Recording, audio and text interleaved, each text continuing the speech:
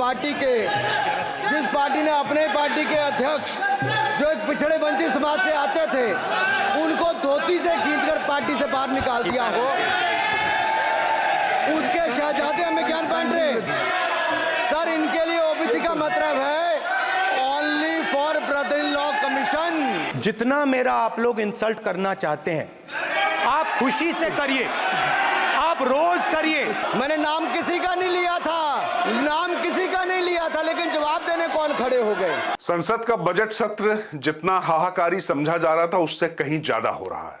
हाहाकारी इसलिए क्योंकि जिस तरीके से विपक्ष ने सत्ता पक्ष पर शुरुआत से ही ताबड़तोड़ वार किए, राहुल गांधी ने नेता प्रतिपक्ष बनने के साथ ही जिस तरीके से नरेंद्र मोदी समेत पूरे सत्ता पक्ष के शीर्ष नेतृत्व को खड़े होने के लिए मजबूर कर दिया, उससे लगा कि इस बार बड़ी संख्या बल के साथ और बड़े मनोबल के साथ में सत्ता पक्ष चूंकि अपने बूते बहुमत तक नहीं पहुंच सका है और नंबर जो 400 पार का नारा दिया था वो नहीं हो पाया है, तो उससे वो कहीं ना कहीं उस सदमे से नहीं उबर पा रहा था, तो विपक्ष हावी हुआ।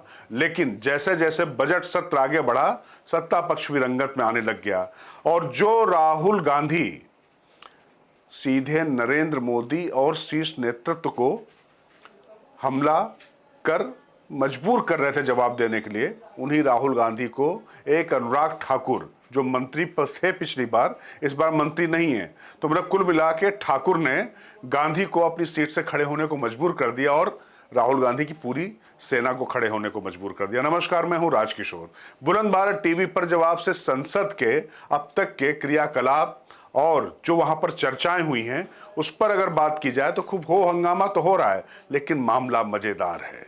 चाहे लोकसभा हो चाहे राज्यसभा हो, तीर खूब चल रहे हैं, एक तरफा कुछ नहीं है। जैसे पिछली 2 सरकारों में, मोदी सरकारों में कोई बहुत अच्छी बहस देखने को नहीं मिली। खैर, इसको हम बहस क्या कहेंगे, हो हंगामा, हो हल्ला, आरोप प्रत्यारोप ही ज्यादा चल रहे हैं, लेकिन कम से कम वार पलटवार दोनों तरफ से हो रहे हैं। शुरुआत में तो पकड़ निश्चित तौर पे विपक्ष ने मजबूत की थी, 10 साल की आखिर सरकार हो गई थी और इस बार पिछली 2 बार की तुलना में कमजोर मोदी सरकार आई थी। बस विपक्ष को मौका मिला और नेता प्रतिपक्ष राहुल गांधी ने बनने के बाद ये पहले बता दिया कि नहीं, अब हम सीरियस हैं, यहां पर गंभीरता से हैं। रिलक्टेंस प्रिंस की यानी उदासीन राजकुमार की छवि को उन्होंने उखाड़ कर फेंका, लेकिन वो एनार्किस्ट केजरीवाल की कमी पूरी नहीं कर रहे हैं, मतलब वो कमी महसूस नहीं होने दे रहे हैं। केजरीवाल तो अंदर हैं, लेकिन बाहर वो केजरीवाल वाला जो पूरा उनका रूप है कि हिट एंड रन, और अब जैसे उनके ऊपर जैसे ही चक्रव्यूह वाली बात करने के बाद अब उन्होंने सीधे विक्टिम कार्ड खेलना शुरू कर दिया कि अब ईडी प्लानिंग कर रही है। अब समझ में नहीं आ रहा है कि सरकार प्लानिंग कर रही है तो उनके पास सूचना कहां से आ गई। अब ये भी नहीं कह सकते कि भाई 10 साल तो हो चुके हैं मोदी सरकार को, लेकिन कुल मिला के जिस तरीके से सूत्र जो होते थे अरविंद केजरीवाल को बता देते थे वैसे ही राहुल गांधी को बताने लग गए। लेकिन जो सदन में हुआ जरा उसको देखने और समझने की कोशिश करिए। राहुल गांधी ने अपने आप को इस तरीके से इंपोज किया, मैं पूरे विपक्ष का नेता हूं, मैं सिर्फ कांग्रेस का नेता नहीं हूं। वो अलग बात है कि उस समय सारे जो उनके सहयोगी थे वो भी यूं देख रहे थे टुकुर टुकुर करके कि वाकई उनको नेता पूरी तरीके से उन लोगों ने मान लिया कि नहीं मान लिया। वैसे नेता प्रतिपक्ष निश्चित तौर पर पूरे विपक्ष का ही होता है, ये टेक्निकल, लेकिन कोई नेता प्रतिपक्ष ऐसे कहता नहीं था। लेकिन उन्होंने एक तरीके से अपनी दावेदारी पेश कर दी, क्योंकि राहुल गांधी को उनके इंडिया अलायंस में ही अगर प्रधानमंत्री पद के तौर पर घोषित करने की जब बात आती रही है तो कभी सहमति नहीं बन पाई है। लेकिन ये उस दिशा में पहला कदम राहुल गांधी ने बढ़ा दिया। अब जब नेता प्रतिपक्ष बन गए तो उसके बाद उन्होंने ताबड़तोड़ हमले किए, कभी शिव जी की तस्वीर, कभी जीसस की, कभी गुरु नानक जी की, इस तरीके से तस्वीरें लाकर उन्होंने बहुत कुछ करने की कोशिश की। चेयर पर भी खूब टिप्पणियां की और खूब मजे लेने की कोशिश की। लेकिन अब उनके मजे लेने की बारी जो है सत्ता पक्ष की थी। सत्ता पक्ष ने क्या किया कि अनुराग ठाकुर जो पिछली बार आईएनबी मिनिस्टर थे, इस बार अभी फिलहाल सिर्फ वो सांसद हैं, लेकिन जब वो खड़े हुए तो जिस तरीके से उन्होंने जनसंख्या में जातिगत जनगणना वाली जो बात है उस मुद्दे पर घेरना शुरू किया, तो उसके बाद पूरा विपक्ष उद्वेलित हो गया। और यूपी के जो 2 लड़के हैं ना, अखिलेश और राहुल, दोनों को खड़ा होना पड़ गया। और राहुल को तो 3 बार खड़ा होना पड़ गया, और उनके साथ में तरुण गोगोई और जो उनकी सेना थी उसको भी बार बार आना पड़ गया। उन्होंने पहले तो जात का सवाल उठा दिया कि जिसकी जात का पता नहीं है, हालांकि इसको असंसदीय माना गया, क्योंकि उस पर राहुल ठाकुर ने कहा कि भाई मैंने किसी का नाम ही नहीं लिया है। मैंने नाम किसी का नहीं लिया था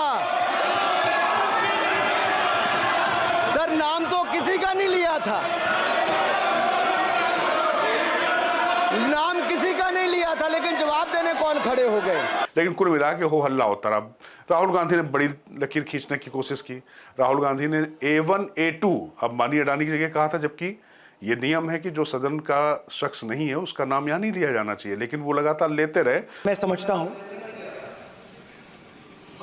मंत्री जी को अदानी जी और A1 एंड A2 की रक्षा करनी है, मैं समझता हूं, नो प्रॉब्लम। वो सर ऊपर से ऑर्डर आया है सर ऊपर से ऑर्डर आया है सर, मैं समझता हूं, मैं इस पर कोई टिप्पणी नहीं करूंगा।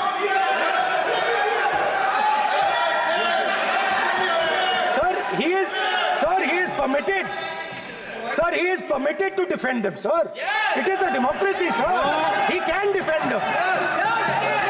We allow him to defend them, sir. ऐसा होता है क्या? A1 and A2, sir. तब उनको नहीं लगा किसी की बेइज्जती कर रहे हैं, और प्रधानमंत्री नरेंद्र मोदी के लिए किस तरीके की शब्दावली उन्होंने इस्तेमाल की थी, तब उनको नहीं लगा कि वो भी किसी की बेइज्जती कर रहे हैं। लेकिन जब अनुराग ठाकुर ने जाति वाला सवाल उठाया तो उस पर उन्होंने कहा कि नहीं, मुझे इंसल्ट किया जा रहा है। अनुराग ठाकुर जी ने मुझ पर गाली दी है। नहीं, कोई मुझे